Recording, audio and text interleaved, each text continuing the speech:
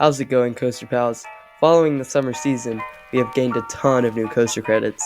The highlight park of 2024 for us was Cedar Point in Sandusky, Ohio. This fantastic park is home to record-breaking roller coasters which absolutely exceeded our expectations.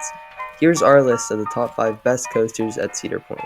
Starting off with a banger, at number 5 we have Magnum XL 200, which is an incredibly unique and all-around thrilling coaster at Cedar Point.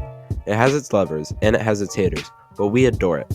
If you're unfamiliar with Magnum, it was the first ever hypercoaster, or roller coaster that exceeds the height of 200 feet, hence the name Magnum XL 200.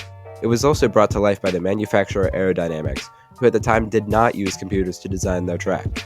This is why the transitions and profiling are janky in some places, which some people hate.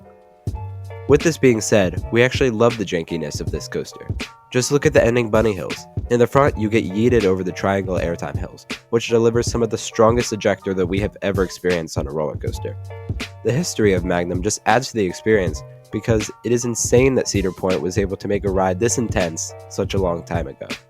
Moving on to number 4, we have Raptor, a B&M invert standing at the front of the park. From the whippy first drop to flying over the 6 inversions, Raptor gives a fantastic ride and is actually our favorite invert that we've experienced. We rode Raptor in the front row and we were absolutely blown away at how intense this is. I know I was grayed out on most of the tight pullouts. Now, was that from dehydration? I guess we'll never know. Anyway, make sure to get your rides on Raptor on your next visit to Cedar Point. On to our number 3 coaster at Cedar Point, we have Millennium Force, which is a fantastic Giga coaster, and currently our favorite Giga too.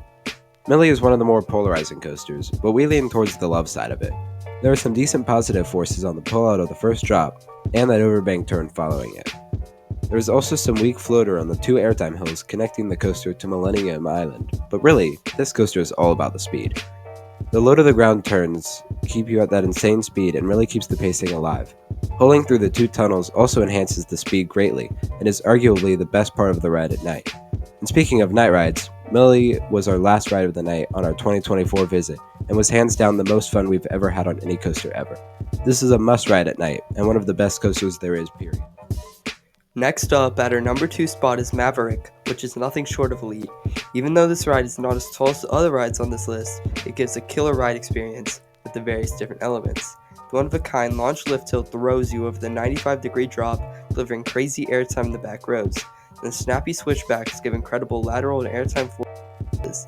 After sending you up into an intense camelback, you get thrown into 2 horseshoe rolls before starting into a crawl. Then the second launch shoots you out at 70 miles an hour out of the darkness and through a couple of stangle dives before flying into the final brakes. From start to finish, Maverick has relentless pacing, and to new riders has a new surprise around every. Finally, our favorite coaster at Cedar Point, Steel Vengeance.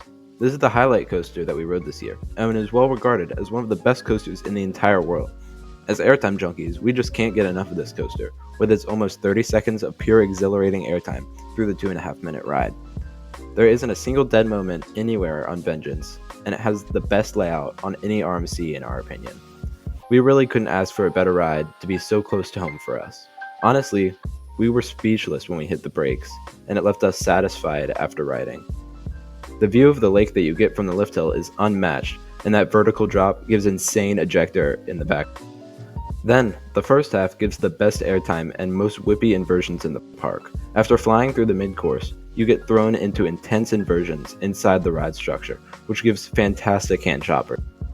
Finally, the ending bunny hops give non-stop ejector pops, which keep the pacing alive. Overall, this is a must ride at Cedar Point, and is worth the drive alone.